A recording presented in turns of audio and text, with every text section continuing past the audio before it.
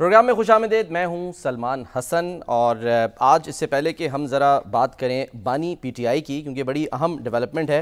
PTI दावा कर रही है कि जी 5 जून को 190 मिलियन पाउंड जो सज़ा मुअत्तली केस है वो लग जाएगा, वो सुना जाएगा। अब ये बात जो है वो दावा है पीटीआई का, लेकिन कितना दुरुस्त है वो ये भी दावा कर रही है कि जी हफ्ते को जो है वो कॉज लिस्ट लग जाएगी और फिर उसके बाद जो कुछ होगा वो पूरी आवाम देखेगी। लेकिन बहरहाल सवाल वहाँ पर अपनी जगह मौजूद है कि जी क्या बानी पीटीआई ईद से पहले रिहा हो जाएंगे, क्योंकि कल की अगर हम बात करें, कल एक ट्वीट आया। न सिर्फ ये कि बानी पीटीआई का ट्वीट आया, बल्कि उससे पहले हमने देखा कि जो अलीमा खान साहिबा हैं वो मिली थी खान साहब से। उन्होंने मिलने के बाद कुछ बातें जो हैं वो बताई और हमने चलाई भी, हमने सुनाई भी आपको। उसमें जो खान साहब फरमाते हैं वो कहते हैं कि जी मैं सारी ज़िंदगी जेल की चक्की में गुजार लूँगा, लेकिन फ़िरौनियत और यजीदियत के सामने नहीं झुकूंगा। ये उनकी तरफ से ट्वीट आया था। अच्छा जी, फिर उन्होंने कहा कि जी कानून की हुक्मरानी मेरी तहरीक का मरकजी मकसद है, जिससे हम जंगल का कानून ख़त्म करेंगे। यानी उनके नज़दीक शायद इस वक्त जो कानून है वो जंगल का कानून है। ये भी उन्होंने कहा कि जब सियासी जमात पर तमाम दरवाजे बंद कर दिए जाएं और उन पर जुल्म किया जाए, अदलिया आज़ाद ना हो, तब उनके पास सिवाय पुरअमन एहतजाज के कोई दूसरा रास्ता नहीं बचता। यही वजह है कि हमने जुनैद अकबर साहब की वो बात भी आपको बताई थी कि वो क्या प्लान कर रहे हैं, किस तरह से कि जी वो खान साहब ने बता दिया है कि हमने अब सिर्फ इस्लामाबाद में नहीं बल्कि पूरे मुल्क में जो है वो एक एहतजाज करना है, धरना करना है, उसकी हमने तैयारी करनी है। पता नहीं ये ट्वीट पढ़ने के बाद, बयान पढ़ने के बाद शायद सब लोग जो वर्कर्स हैं वो लग गए होंगे कि चलो जी हम जो है वो तैयारी करते हैं। और खान साहब ने इस शदीद गर्मी के मौसम में हमें ग्रीन सिग्नल दे दिया है कि जी हमने एहतजाज करना है और हुकूमत के ख़िलाफ़ खड़े होना है या अपने मुखालिफिन के ख़िलाफ़। तो साथ में उन्होंने इस ट्वीट में ये भी लिखा था कि जी मैं अपनी पार्टी कारकुनान और सपोर्टर्स को हिदायत करता हूँ कि अब सब लोग एक भरपूर मुल्कगीर तहरीक के लिए तैयार हो जाएँ। इस बार सिर्फ इस्लामाबाद नहीं, पूरे पाकिस्तान की कॉल दूंगा। और भी ज़ाहिर है उन्होंने बातें की थी इस ट्वीट में, लेकिन दिलचस्प सूरत हाल ये है कि अभी इस बात को ज़्यादा टाइम नहीं गुजरा और आज वो पाकिस्तान तहरीक-ए-इंसाफ जो कि इस्लामाबाद में मौजूद थी वो इज़हार यकजहती तो कर रही है अदलिया के साथ, लेकिन साथ साथ वो मुतालबा ये कर रहे हैं कि जी हमारा केस जो है वो लगाया जाए और हमें मौका दिया जाए, यानी बानी पीटीआई का, क्योंकि ज़ाहिर है केस लगेगा, वहाँ पर समाअत होगी तो फिर इस बात की कोई उम्मीद पैदा होगी कि खान साहब जो हैं वो शायद बाहर आ जाएँ। अब ये ईद से पहले होता है, ईद के बाद होता है, ये तो बहरहाल हमें फ़िलहाल नहीं मालूम। लेकिन अलीमा खान साहिबा जो खुद भी कल यही फरमा रही थी और कह रही थी कि जी फ़िरौनियत और यजीदियत के सामने उनका भाई नहीं झुकेगा, वो अचानक आज एक मुबैना यू टर्न ले लेती हैं। मुबैना यू टर्न मैं इसलिए कह रहा हूं क्योंकि कुछ नहीं पता कि आगे चलकर इस यू टर्न पर भी एक और यू टर्न ले लिया जाए। अलीमा खान साहिबा ने जो आज मासूमाना सवालात किए हैं वो सुनिए। हमारे भाई के साथ आपको मसला है क्या? मुझे सिर्फ ये बता दें, हमें हमारे भाई ने आपका क्या बिगाड़ा है? आज तक आपके साथ कोई जुल्म किया है? हमारे भाई ने आपको कहा क्या है? आप उसके पीछे क्यों पड़े हुए हैं? वो कह चुके कल हमें, ये सारी ज़िंदगी मुझे जेल में रखें, मैं यजीदियत और फ़िरौनियत के आगे नहीं सर झुकाऊंगा। 2 साल में ये नहीं पता चला आपको हमारे भाई से चाहिए क्या है, आप मांग क्या रहे हैं उसके। वो तो कह रहे रूल ऑफ लॉ करो, वो रूल ऑफ लॉ के लिए खड़ा है, वो जमहूरियत के लिए खड़ा है। आप बताएं वो क्या चीज़ छोड़े तो आप उसको रिहा करेंगे? आप पीछे ना बैठें, सामने आके बैठें, हम मेज़ के ऊपर हमारे साथ बैठ जाएं, हम तैयार हैं। आप बताएं, गिव एंड टेक करना चाहते हैं, हमें बता दें इमरान क्या गिव करे और आपको क्या चाहिए। इंशाल्लाह हम आपको यकीन से कहते हैं जो ईमानदारी से जो चीज़ होगी हम आपके साथ बातचीत करेंगे। इस सादगी पे कौन ना मर जाए खुदा। बहरहाल एक तरफ जो है वो तहरीक की बात हो रही है, धरनों की बात हो रही है, और दूसरी तरफ ये बात हो रही है कि आएँ बैठे मेज़ पर और कुछ गिव एंड टेक कर लेते हैं। बताएं खान साहब क्या चीज़ छोड़ें जो कि आप फिर उनको रिहा कर दें। लेकिन दूसरी तरफ जो अली अमीन गंडापुर साहब हैं वो भी आज क्योंकि यहीं पर मौजूद थे इस्लामाबाद में और वो भी साथ थे, वो शायद अपने ज़बान में, अपने अल्फाज में अलीमा खान साहबा को बता रहे हैं जो वो सवालात कर रही हैं कि क्या वजह है। ख़ुद भी वो ज़ाहिर साथ साथ कह तो रही हैं, जब उन्होंने ये कह दिया कि जी फ़िरौनियत और यजीदियत, तो इससे बढ़कर और क्या बात हो सकती है कि एक तरफ आप ये अलकाबात जो हैं वो दे रहे हैं और फिर आप चाहते हैं कि मेज़ पर भी आपके साथ कोई बैठे। तो अली अमीन गंडापुर साहब जो हैं वो भी यही फरमा रहे हैं कि जी हम 26वीं आईनी तरमीम को रद्दी की टोकरी में डाल देंगे। उन्होंने और जो है वो मज़ीद क्या फरमाया वो भी देख लीजिए। ये डाका मारा गया है अदला की आज़ादी के ऊपर, ये 26वीं तरमीम के, इसलिए हम मुखालिफ थे, हम हैं और हम रहेंगे और ऐसी तरमीम को हम रद्दी की टोकरी में फेंकेंगे इंशाल्लाह। अवाम ने पहले भी मैंडेट दिया इमरान खान को, इन बेशर्मों ने चोरी किया, चोरी करवाया गया, इदारों ने मिलकर चोरी करवाया, अब भीड़ बन के बैठे हुए हैं, मजीद तरमीमें कर रहे हैं। मुल्क के कानून को इन्होंने लोंडी बनाया हुआ है और जो निज़ाम चला रहे हैं वो किस तरीके से इस मुल्क के साथ खिलवाड़ कर रहे हैं, लोगों के मैंडेट से खिलवाड़ कर रहे हैं, पाकिस्तान के कानून से खिलवाड़ कर रहे हैं, पाकिस्तान के आइन से खिलवाड़ कर रहे हैं, और ये समझ रहे हैं कि हम ये करके ये सब कुछ करते रहेंगे, कुछ नहीं होगा। तो इंशाल्लाह हमारी तहरीक जारी है, हमारी तहरीक जारी रहेगी। इमरान खान के साथ हम थे, हम हैं और हम रहेंगे इंशाल्लाह। और वजह क्या है उसकी, पूरी कौम सुन ले। वजह यह है कि इमरान खान हमारी कौम की, वो हमारे बच्चों की जंग लड़ रहा है। इन्हीं सख्त आवाज़ों में और ये जो एक सख्त लहजा इस्तेमाल किया जाता है पाकिस्तान तहरीक इंसाफ की तरफ से, इन्हीं में से एक आवाज़ है जिसको तहरीक इंसाफ का नरम चेहरा भी कहा जाता है, और वो है बैरिस्टर गौहर साहब। बैरिस्टर गौहर साहब जो कि हमेशा बातचीत की बात करते हैं, हमेशा मुज़ाकरात की राह देखने की बात करते हैं, दरवाज़े खुले रखने की बात करते हैं, मिल बैठकर मसाइल को हल करने की बात करते हैं। वो भी दायरे यहाँ पर मौजूद थे। उन्होंने जो है वो ये फरमाया कि जी उन्होंने मिसाल दी है और वो दिए नवाज़ शरीफ साहब की, कि नवाज़ शरीफ साहब के केसेस तो फ़ौरन उनको जो है वो बेल मिल जाया करती थी। ये इमरान खान साहब जो हैं इनको तो 600 दिन गुजर गए, इनकी बेल क्यों नहीं हो रही है? उन्होंने ही दावा किया है कि 5 जून को खान साहब का केस लग जाएगा। क्या कहा, उन्हीं की ज़बानी सुनिए। हमें ये उम्मीद है, खान साहब ने 29 साल इंसाफ के लिए कोशिश की है, आज वो खुद जेल में इंसाफ मांग रहे। नवाज शरीफ के पहले केस में 70 दिन के बाद उनको बेल मिली, दूसरे केस में सज़ा हो गई है, 10 साल की सज़ा हुई थी, सिर्फ 91 दिन के बाद उनको बेल मिली है। खान साहब के 600 से ज़्यादा दिन हो गए, ऑलमोस्ट 2 साल पूरे होने को आए, वो जेल में हैं, एक के बाद दूसरा केस लगता जा रहा है। हमने आज चीफ जस्टिस से रिक्वेस्ट की, अल्हम्दुलिल्लाह केस लिस्ट में आ गया है, लिस्ट इशू हो जाएगी, सैटरडे को कंप्यूटर में डाला गया है। हमें उम्मीद है इंशाअल्लाह ताला कि 5 तारीख को हमारा केस सुना जाएगा, और जब सुना जाएगा तो पूरी दुनिया देखेगी कि ये बेसलेस और पॉलिटिकल विक्टिमाइजेशन का।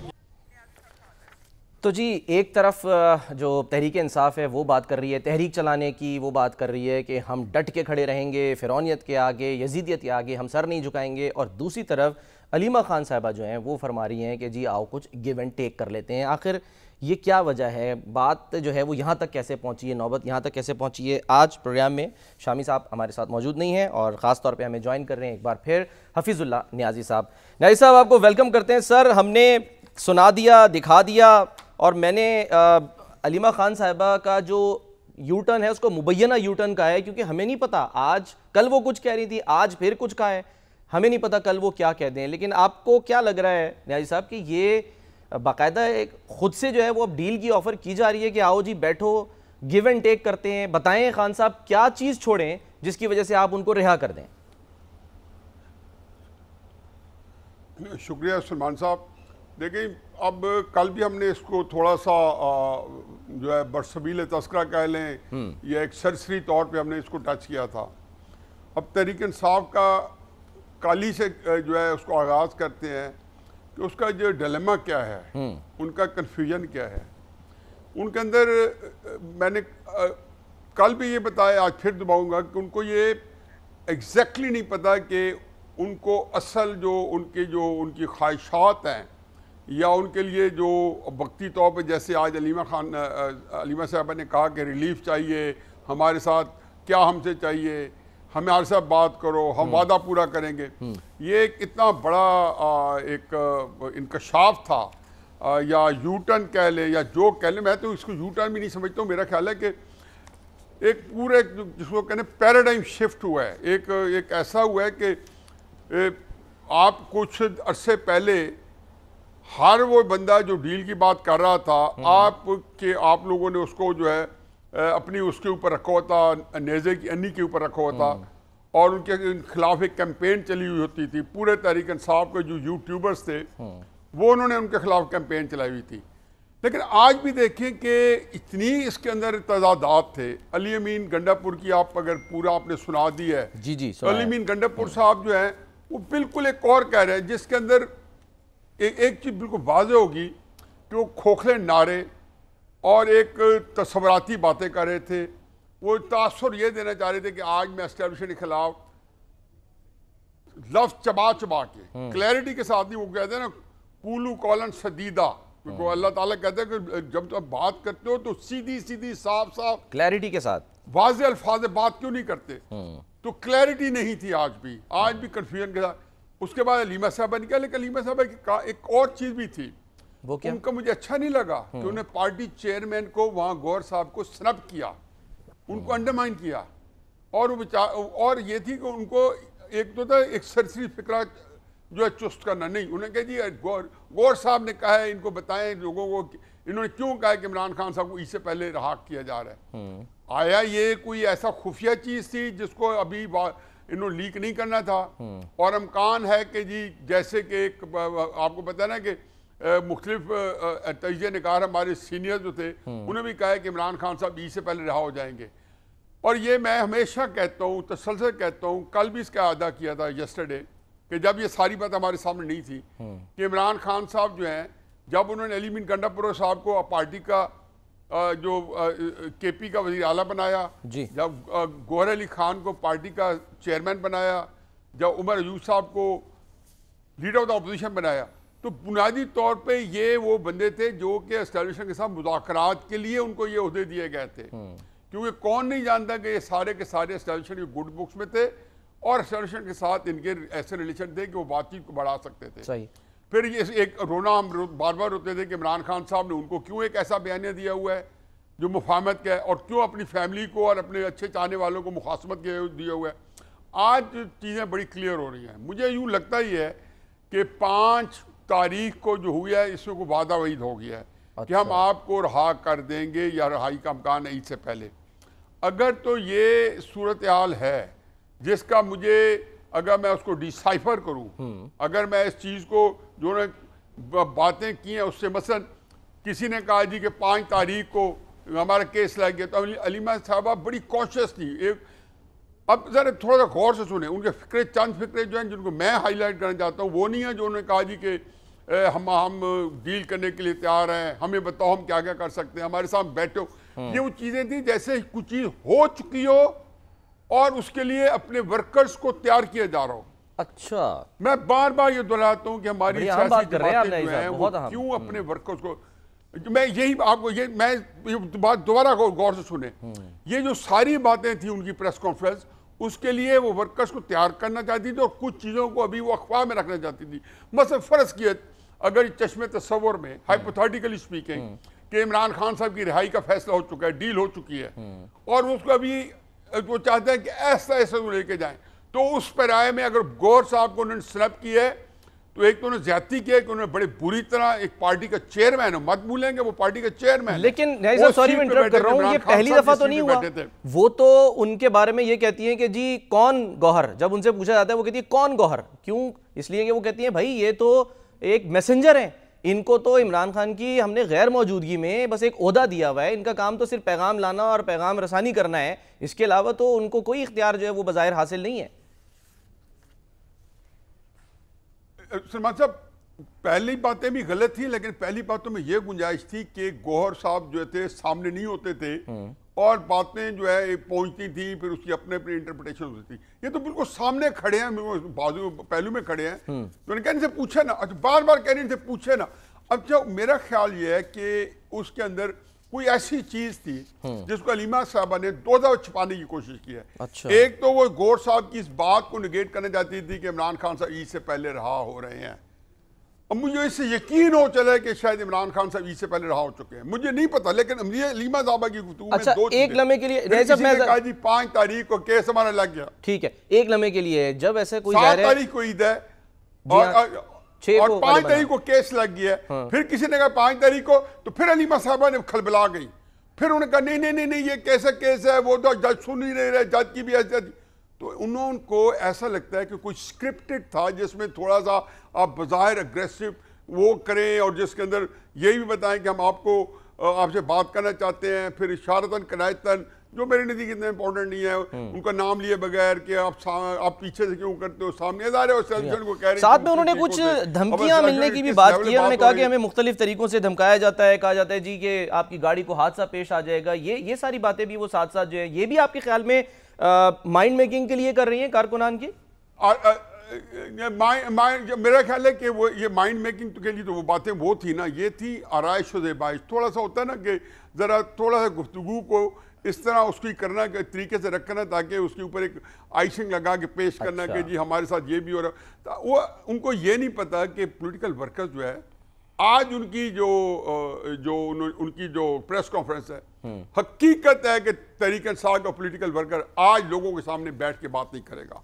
वो जो बहस और तमीज़ का माहौल होता है और जो व्हाट्सएप ग्रुप्स के अंदर लड़ाई मारकुटाई हो रही थी, क्योंकि वर्कर्स को नैरेटिव जो है ना उसका लीडर देता है।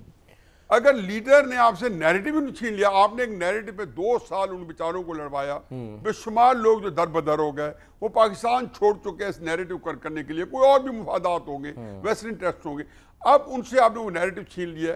तो ये आज की प्रेस कॉन्फ्रेंस वो मेरे और आपके लिए नहीं थी। हलीमा खानम की प्रेस कॉन्फ्रेंस तहरीक इंसाफ के वर्कर्स के लिए थी।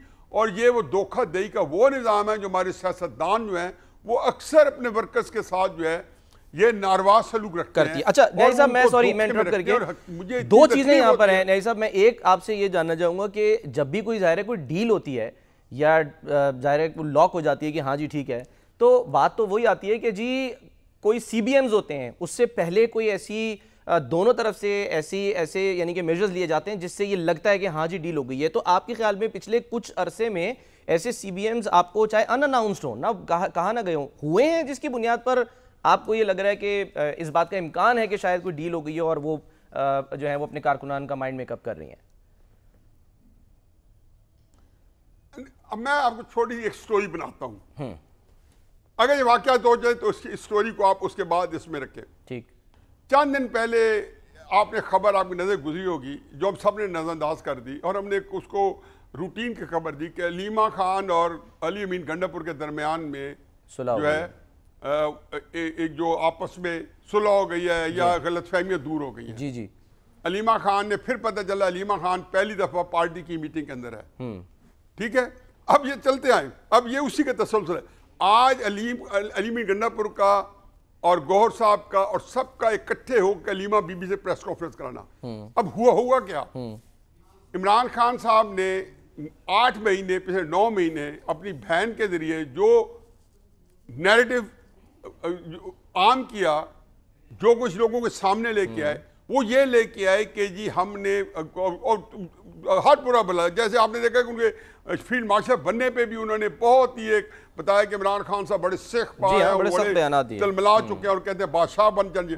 और फिर 2 दिन बाद वो भी उन्होंने उसमें से भी उससे पीछे हट गई, बल्कि वहां से जब अदालत को जेल से जब वो पहुंची अदालत तक तो ये फिक्रा उनकी पूरी गुफ्तगू में से ये गायब था। अब ये मैं तो इन चीजों को ज्यादा इंपॉर्टेंट देता हूं, ये बड़ी क्रिटिकल पॉइंट है।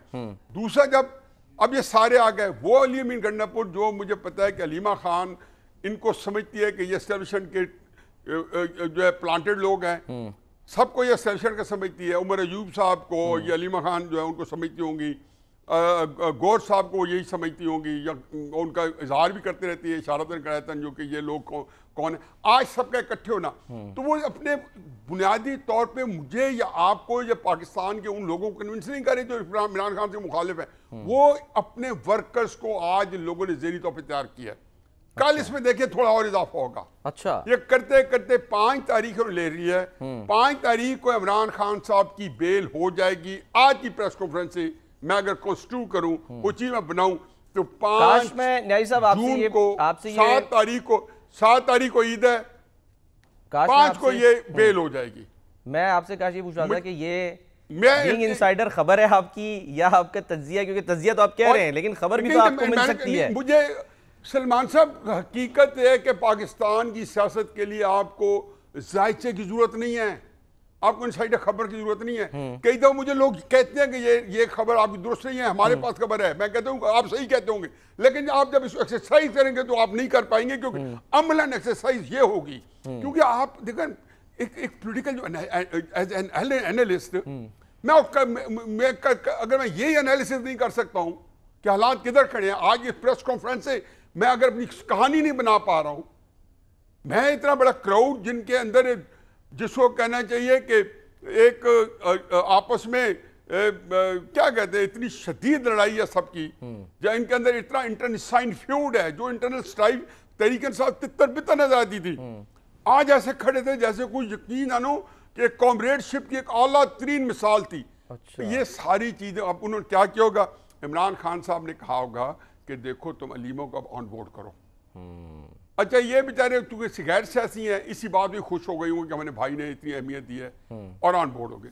अच्छा। अब वो बात के मुर्शद जो था वो भी ठीक कह रहा था और मुर्शद ये भी ठीक कह रहे थे। आप जैसे तहरीक इंसाफ के बारे में आपने हमेशा एक अमूमी रवैया देखा। जी हाँ। मेरा ख्याल है कि इमरान खान साहब और अलीमा साहब ने कहा कि आप हमसे क्या चाहते हैं। 2 साल से मेरा भाई अंदर है, मासूम है, कतई नजर उसके कि अलकादर ट्रस्ट की ज़मीनें और फिर बहरिया का बनाना, 190 मिलियन पाउंड का बनाना, वो तो कहता है कि जाने तो न जाने, गुली न जाने, बाग तो सारा जाने हैं। पता नहीं ये कितना मासूम बनते हैं, उसको छोड़ उस बहस में भी नहीं पढ़ते कि कौन सा केस कैसा है, कौन सा केस कैसा है। मैंने कल कहा था और मैं पिछले कई महीनों से कह रहा हूँ टीवी प्रोग्राम में कि जनरल फैज हमीद साहब का जब तक मामला सामने नहीं आता समझो इमरान खान साहब से मामला तय हो रहा है। अच्छा, मेरे लिए जो टेस्ट था वो ये था कि जिस दिन जनरल फैज हमीद का कहेंगे कि जी जनरल फैज हमीद जो है उनके बारे में सजा अनाउंस हो गई है और उनको जो है इमरान खान साहब के खिलाफ वो अपना अपना सारा जो पूरा पिछली कारकर्दगी है उसमें इमरान खान साहब की शराकतदारी है उन्हें बता दी है, तो समझें कि डायलॉग जो अली अमीन गंडापुर के, गौर साहब के, इन लोगों के हो रहे थे जो इनकी मुफामती टीम है, तो ये समझे कि वो ख़त्म हो गए और मुखामसी टीम को कहेंगे कि अब आप आओ और आप जो है इसको निपटो। अब ये सारी बातें थी, र्यूमर्स भी उड़ रही थी कि खान साहब ने कहा अली अमीन गंडापुर जो है वो असेंबली डिसॉल्व कर दी है, वो सारे थी जिसमें मुझे लगता है कि ये सिर्फ एक ऑप्टिक्स क्रिएट कर रहे थे। अच्छा। एक माहौल क्रिएट कर रहे थे। फिर नियाजी साहब, लेकिन सर फिर एक बात ध्यान में रखें कि आपको ये नहीं मिलेगा कि अगर देखो नवाज शरीफ साहब ने डील की हो, इमरान खान साहब डील करें, बेनजीर साहब 86 में डील करके आई हैं, कुछ भी करें डील को डील ही समझा जाएगा। और पाकिस्तान की एस्टेब्लिशमेंट से ये कहना कि जी वो कोई घाटे का सौदा करेगी और वो भी तब जबकि उनका सूरज निस्फ नहार पे है। इस वक्त पाकिस्तान की फौज जितनी पॉपुलर है और ये अच्छी बात हुई है। मैं तो ये कहता था कि भाई पोजीशन ऑफ स्ट्रेंथ से करो, मैं तो बार बार कहता था पोजीशन ऑफ स्ट्रेंथ की जो है वो ऐसा बिल्कुल आप सही कह रहे हैं। हाँ। बिल्कुल ये कह के उसने हौसला शिकनी हो रही होगी उससे इमरान खान साहब की, क्योंकि यह माहौल ऐसा बन गया कि उनको पता चल गया कि अब हमारा फौज मुखालिफ बयानिया जो है उसको नहीं चला। नहीं सर, मैंने ब्रेक लेनी है ब्रेक पर, लेकिन जाहिर है क्योंकि आज बैरिस्टर गौहर साहब हवाले दे रहे हैं, वो नवाज शरीफ साहब के हवाले दे रहे हैं, वो कह रहे हैं कि जी उनकी बेलें तो इतने टाइम में हो गई, खान साहब की जो है इतना क्यों टाइम लग रहा है, 600 दिन हो गए हैं। तो और वही ये जाहिर बात भी कर रहे हैं कि जी अब केस उनका जो है वो लग रहा है। लेकिन सवाल ये है कि पाक भारत जो कशीदगी हुई, सीज फायर हुआ, उसमें पाकिस्तानी फौज, पाकिस्तानी एस्टेब्लिशमेंट, हुकूमत ये पोजीशन ऑफ स्ट्रेंथ पर मौजूद है। अब पोजीशन ऑफ स्ट्रेंथ पर अगर ये है तो उसका मतलब है कि दूसरे जो मुखालिफ पार्टी है वो पोजीशन ऑफ वीकनेस पे है। तो क्या इस वक्त जो पोजीशन ऑफ स्ट्रेंथ पे मौजूद है वो कोई डील करेगी? क्या वो जो है वो रिलीफ देगी, तैयार होगी? इस पर एक ब्रेक के बाद हम बात करेंगे, हमारे साथ रहिएगा।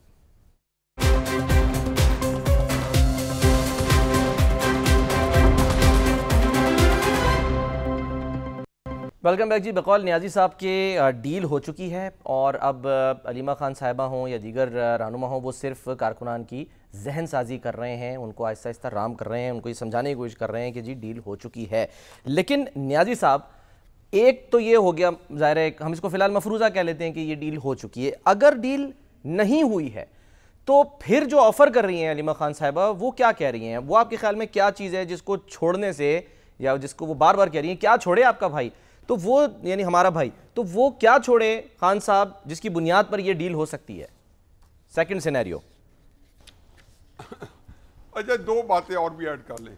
एक तो वो जितने लोग खड़े थे ना, उनकी जो बॉडी लैंग्वेज है ना, मेरी एक हमेशा से आदत है कि जब मैं कुछ चीज़ गौर से कर रहा हूँ, अक्सर नज़रअंदाज कर देता हूँ, लेकिन अगर चीज़ों में ऑब्जर्व कर रहा हूँ ना, तो मैं अल्फाज से ज़्यादा उसके चेहरे को देखता हूँ, चाहे वो टीवी पे नजर आ रहा हो या मेरे सामने बैठा हो। सही। जो बॉडी लैंग्वेज होती है ना, चेहरे के साथ कभी भी वो जो है आपको अंदाजा हो जाता है। तो उनकी जो सारों की बॉडी लैंग्वेज थी ना, उनके अंदर एक सेटिस्फेक्शन थी। अच्छा, सारे गैर ज़रूरी वजाहतें दे रहे थे, ये भी एक अजीब बात होती है। आप गैर जरूरी वजह तब देंगे जब आपके ने कोई वारदात की होगी। कभी भी आप देखें आपके अंदर एक गिल्ट होगा जो आपको ये जब कोई ऐसी चीज होगी जिसको आप कहते हैं कि अभी ये ना पता चले, इस तरीके से पता चले। सही। अच्छा, उसमें लतीफ़ खोसा साहब ने भी उससे वजाहत है कि उन्होंने सोचा कि अभी हलीमा खान नहीं किया और फिर उन्होंने कहा अदालत और जजों को उन्हें लान तान शुरू कर दी गैर जरूरी। अच्छा, ये सारी चीजें बॉडी लैंग्वेज।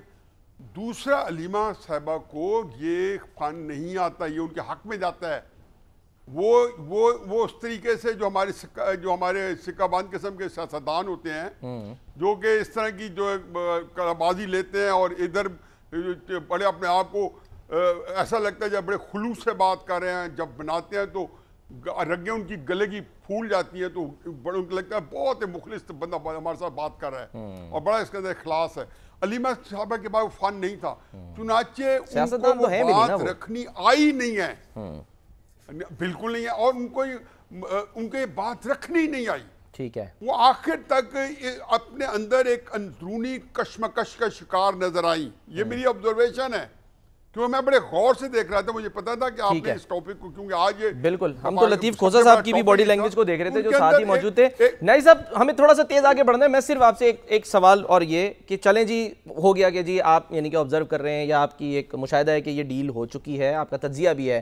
सर फिर सवाल पूछने वाले ये सवाल करेंगे ना कि एस्टेब्लिशमेंट, हुकूमत, फौज, अभी हमने क्या किया है, भारत का क्या हशर नशर किया है हमने वहाँ पर। हमने सीज़ फायर के बाद जो है वो जो मुंह तोड़ जवाब दिया है, चाहे वो सफारती महाज पर हो, मीडिया के महाज पर हो, हर महाज पर भारत को शिकस्त हुई है। तो उससे ज़ाहिर है पाकिस्तान की फौज, एस्टेब्लिशमेंट, ये तो सर हुकूमत पोजीशन ऑफ स्ट्रेंथ पर आ गई। तो जब आप मजबूत हो गए, आपके लिए आपके हक में होर्डिंग्स लग रही हैं, बैनर्स लग रहे हैं, प्रोग्राम्स हो रहे हैं स्कूलों में, वहाँ पर आप जा रहे हैं, पाक फौज जिंदाबाद के नारे लग रहे हैं, वही पाक फौज जिसको खान साहब न जाने क्या क्या ज़ाहिर अलकाबात से नवाजते हैं या उनके ज़ाहिर लीडर को, सरबरा को। तो सर फिर वो सवाल करने वाले पूछ रहे क्यों, किस लिए, यानी वो किस लिए रिलीफ जो है वो देने को तैयार हो, अगर जिनकी गारंटी कोई लेने को तैयार नहीं होता, कल को वो फिर बाहर आएंगे, वो फिर उसके बाद जो है वो इसी हुकूमत के लिए धरदेसर बन सकते हैं। पहली बात तो यह जी कि अब उन्हें दर्द-असर क्या बनना है। मेरी दिली ख्वाहिश थी और पिछले 2-3 कॉलम में मैंने इशारतन करा था, यही लिखा है कि सबसे बेस्ट डील हुकूमत या एस्टेब्लिशमेंट तब करेगी पोजीशन स्ट्रेंथ से करेगी, जहां पे इमरान खान साहब जो हैं उनको ये बावर हो जाएगा कि उनके जो तिल वो आज तक उसका वो कर रहे थे, उनमें तेल अब ख़त्म हो गया, ड्राई हो गया, या जो एक था उनका एक नैरेटिव था, उसके मतलब उनमें हौसला हार गया। क्योंकि हो सकता है 2-4-6 महीने बाद फिर उनका नैरेटिव ऊपर जो है सर चढ़ पे बोले, लेकिन वो उन्होंने देखा कि अब वक्ती तौर पे वो हौसला, मेरा ख्याल है ये चीज़ उनके लिए होगी कि मेरे नहीं है। तो एस्टेब्लिशमेंट ने या हुकूमत ने, बल्कि हुकूमत क्या एस्टेब्लिशमेंट ने ही ये सब कुछ करना था। जो हलीमा खान साहबा ने तो नाम नहीं लिया, मैं नाम ले लेता हूँ, उन्होंने हकीकत है कि बड़ी ही हिकमत का, दानिशमंदी का सबूत दिया। यही वक्त होता है और बड़ेपन की निशानी ये होती है कि आप पोजीशन स्ट्रेंथ के साथ डील करें, जो इमरान खान साहब ने किसी को करनी थी। इमरान खान साहब समझते थे कि मैं हलीमा खान से इनसे दबाव दिला के और उनसे डील ले लूँगा, तो उस अपनी पोजीशन स्ट्रेंथ को उन्होंने मुअस्सर तरीके से इस्तेमाल नहीं किया, जबकि वो बिल्कुल एक हर तरीके से कॉर्नर कर चुके थे एस्टेब्लिशमेंट को, अपने जो सोशल मीडिया के जरिए भी और एक पब्लिक ओपिनियन का भी एक लहर उठी हुई थी। और उनको एक नई एक अपसाइड थी पाकिस्तान में, 4 सू उन्हीं का नाम था। अब तो जाहिर है कि 4 सू इस वक्त तो जंग की फतह है, लोग उसी के नशे से सरशार हैं। अब ये वो चीज़ है कि जैसे मैं समझता हूँ कि उन्हें बड़ा अच्छा किया है, और इमरान खान साहब मत भूलें, इमरान खान साहब कुछ भी नहीं कर सकते। इमरान खान साहब बाहर रहें, अंदर रहें, उन्हीं के रहमो करम पे होंगे। अच्छा, बिल्कुल मतलब वो फिर दोबारा अंदर कर देंगे।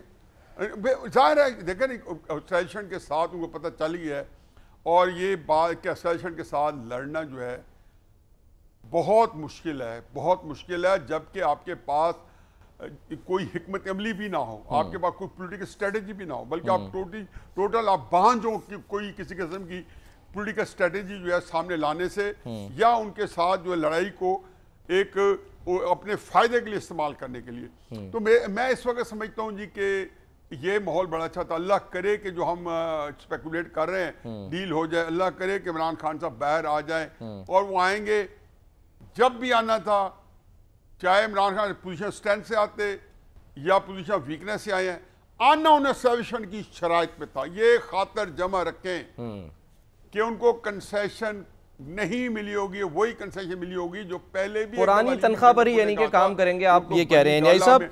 अब एक मसला के आपको नजर बनी गाला में नजरबंद हो जाएंगे, उनके शायद जो बंदे अरेस्टेड हैं सब बहुत सारे जेलों में हैं, जिनमें अल्लाह करे मेरा बेटा भी निकल आए और इसी कोलैटरल वो भी पड़ा है, तो ये सारे बंदे भी रिहा हो जाएंगे और तहरीक इंसाफ उसी तरीके से एसोसिएशन की नौकरी करेगी जिस तरीके से शहबाज शरीफ साहब जो हैं, एक उनके साथ कोऑर्डिनेशन है, चाहे नवाज शरीफ साहब को अच्छा लगे या बुरा लगे। भुट्टो साहब की पार्टी भी एसोसिएशन के साथ इसी तरीके से हैंड इन ग्लव हो गई थी, इसी तरीके नवाज शरीफ साहब की पार्टी भी, और वही हिकमत अमली इमरान खान साहब की होगी कि उन्होंने पार्टी पहले भी खास जो लोग थे वो एस्टैब्लिशमेंट के पसंदीदा लोग थे। हमारे दोस्त फैसल वार्डन ने हमारा काम आसान किया हुआ है, अक्सर इशारतन कनायतन बता देते हैं लोगों के बारे में। मैं उन्हीं का नैरेटिव इस्तेमाल करता हूँ कि वो लोग एस्टैब्लिशमेंट के लिए जो थे आसूदा खातिर थे, तो वो लोग जो है उसी तरीके से इमरान खान साहब पार्टी एस्टैब्लिशमेंट को पहले आधी दी हुई थी, अब पूरी दे देंगे। बाकी रहना मल्ला का ये हो जाए तो वक्ती तौर पे पाकिस्तान के अंदर एक जंग ने इकट्ठा किया है कौम को और तलखियाँ थोड़ी कम हुई हैं, अल्लाह करेगा इसमें मजीद कमी आ जाएगी। ठीक है, चलें, ये जो आप समझ रहे हैं कि इसमें कमी आ जाएगी, लेकिन उधर सर वहाँ पर जो है वो जो कशीदगी हुई थी पाकिस्तान और भारत की, उसके बाद हम देख रहे हैं आज ऐलान हो गया कि जी बिलावल भुट्टो जरदारी साहब जो हैं वो 2 जून को रवाना होंगे और बाकायदा पाकिस्तान का मुकदमा जो है वो पेश करेंगे। तो इससे पहले कि उसकी तरफ जाएँ, ज़रा हम गुजरात के अल्फ़ा मेल के बीटा वर्जन की बात कर लेते हैं, और वो है नरेंद्र मोदी। नरेंद्र मोदी जो है वो एक बयान देता है जिस पर आज पाकिस्तान ने शदीद रद्दअमल दिया और कहा कि जी गुजरात में दिया बयान इंतखाबी मुहिम का थिएटर है, और साथ ये भी कहा कि जी भारत को अपने अंदर इंतहा पसंदी पर गौर करना चाहिए। अब नरेंद्र मोदी जो है उसने बयान क्या दिया था, उसने कहा क्या था जिस पर जो है वो इतना सख्त रद्दअमल आया है, ज़रा सुनिए नरेंद्र मोदी की ज़बानी कि जब वो मौजूद था गुजरात में, वहाँ पर उसने खिताब करते हुए किस बॉलीवुड स्टाइल में एक बयान दिया पाकिस्तान को मुखातिब करके। देखिए, और पाकिस्तानियों के लिए उसने क्या अल्फाज इस्तेमाल किए, पहले वो देखें। गोली की बात कर रहा है नरेंद्र मोदी, और उसने ये नहीं कहा कि गोली मार दूंगा, उसने कहा वरना मेरी गोली है। तो लोग तो इसको ज़ाहिर है इसी यानी कि तनाजुर में ले रहे हैं कि ये उसने बंदूक की गोली की बात कर रही है। ये भी तो हो सकता है कि ये उस गोली की बात कर रहा है जो वो डे 1 से देता आ रहा है। नरेंद्र मोदी अपने आवाम को भी जो है वो हमने देखा कि गोलियां देता है और माहिर है, ज़ाहिर है गोलियां देने का। अपने भक्तों को हिंदुत्व की गोली देता है और पब्लिक को गोदी मीडिया के ज़रिए फ़रेब की गोली देता है, आलमी बरादरी को झूठ की गोली देता है। उसकी बोली ही गोली है, जब बोलता है तो दूसरों का खून खौलता है, और इस वक्त तो अपोजिशन का खून जो है वो बहुत ज़्यादा खौल रहा है। जो उनके अपोजिशन लीडर हैं राहुल गांधी साहब, उन्होंने ट्वीट किया है और उसमें उन्होंने नरेंद्र मोदी को और JS शंकर को मुखातिब करके जो है वो सवालात उठाए हैं, जिनमें से 2 बड़े अहम हैं। उसमें उन्होंने कहा है कि जी एक तो ये कि जो कहा उन्होंने कि मोदी की खारजा पॉलिसी मुकम्मल तौर पे नाकाम हो चुकी है, और पाकिस्तान के ख़िलाफ़ वो सवाल करते हैं कि किसी मुल्क ने भारत का साथ क्यों नहीं दिया। जयशंकर बताओ अपने अवाम को बताओ, और वज़ीर ख़ारजा ये भी बताओ कि अमेरिकी सदर ट्रंप से दोनों ममालिक के दरमियान सालिसी के लिए किसने कहा था। तो ये जो है वो ऑपोजिशन लीडर वहाँ का सवाल कर रहा है। न सिर्फ ये कि सवाल जो है वो किए जा रहे हैं, सवालात उठाए जा रहे हैं, बल्कि उंगलियां भी उठाई जा रही हैं। साबिक भारतीय वज़ीर ख़ारजा हैं यशवंत सिन्हा, उन्होंने भी सारा कच्चा चट्टा खोल दिया है। ज़रा उन्हीं की ज़बानी सुनिए कि वो क्या कहते हैं। भारत के अपने तज्जियाकार भी भारतीयों का या नरेंद्र मोदी का जो झूठ का पर्दा है वो उसे फाश कर रहे हैं। इंडिया के इंस्टीट्यूट फॉर कॉन्फ्लिक्ट मैनेजमेंट के एग्जीक्यूटिव डायरेक्टर हैं अजय साहनी, उन्होंने भारत की शिकस्त को कबूल करते हुए भारतीय मीडिया के दावों को गलत करार दे दिया है, क्योंकि वो ये कह रहे हैं कि भारतीय मीडिया ने तो दावा किया था कि जी हमने PF के जो 20% यानी कि जो इंफ्रास्ट्रक्चर है उसको तबाह कर दिया है। तो ये दावा जो है वो कह रहे हैं कि बिल्कुल झूठा है। करण थापड़ जो द वायर के लिए जो है वो करते हैं, उसमें उन्होंने ये कहा। दूसरी तरफ भारतीय अफसरान की भी बेवकूफ़ियाँ जो हैं वो कमाल कर रही हैं, और आसिफ बशीर चौधरी साहब हैं सीनियर सहाफ़ी, उन्होंने खबर दी है कि जी किस तरह पैसों की खातिर जो है वो ख़ुद ही गिरे हुए राफेल की तस्वीर जो हैं वो भारत के अफसरान पाकिस्तान को बेचते रहे हैं और ख़ुद ही जो है वो इसका हिस्सा बनते रहे हैं। नियाजी साहब, सर एक तरफ हम देख रहे हैं कि नरेंद्र मोदी हो, उनका गोदी मीडिया हो, उनके जो झूठ पर मबनी बयानात हैं वो पाकिस्तान का मसला खुद ही जो है वो हल कर रहे हैं, आसान कर रहे हैं। अब बिलावल भुट्टो जरदारी जाएंगे, दायरे इसमें मुसद्दिक मलिक साहब ने भी जाना है। आपको क्या लगता है कि ऑलरेडी जो पाकिस्तान का मुकदमा इतना स्ट्रॉन्ग है वो मज़ीद उसमें आपको क्या लगता है कि इससे पाकिस्तान की मदद हो रही है? देखिए, ये बहुत ज़रूरी था कि हमारे डेलीगेशन जाते। वैसे जो हमारा जो काम है असल, वो हमारे ISPR ने गैर मामूली तरीके से मीडिया हैंडलिंग की है।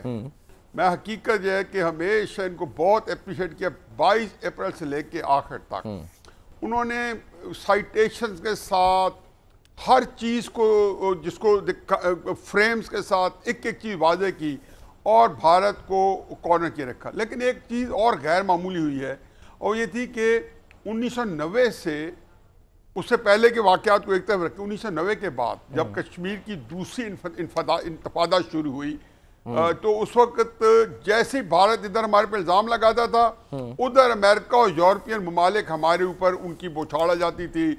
91-92 में अमेरिका ने हमारे बारे में रोक स्टेट करना शुरू कर दिया था। बाद में फिर हर तरह के हमारे जुल्म भी हो रहा होता था, कश्मीर पे भी, और हमें दहशतगर्दी की जो उसका हमें जो है दहशतगर्द मुल्क बताया जाता था।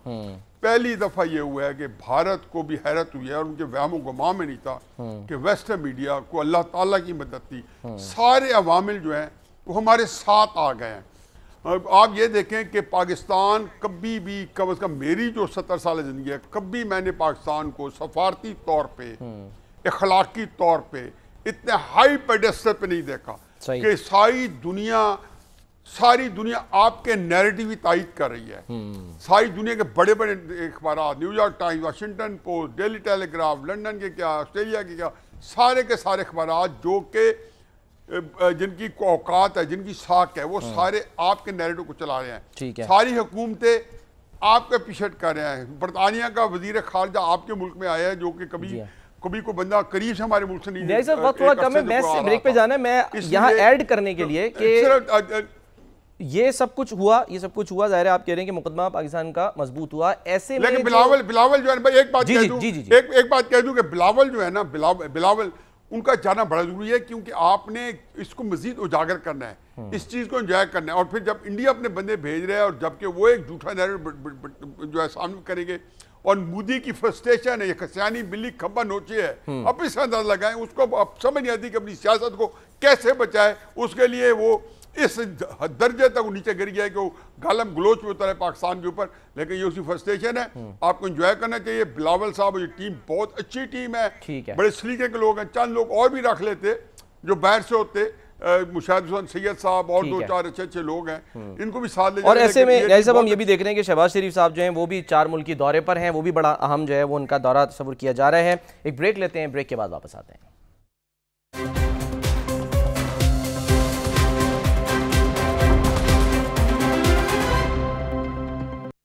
प्रोग्राम का वक्त खत्म होता है, नाज़रीन अपना ख्याल रखिए, अल्लाह हाफ़िज़।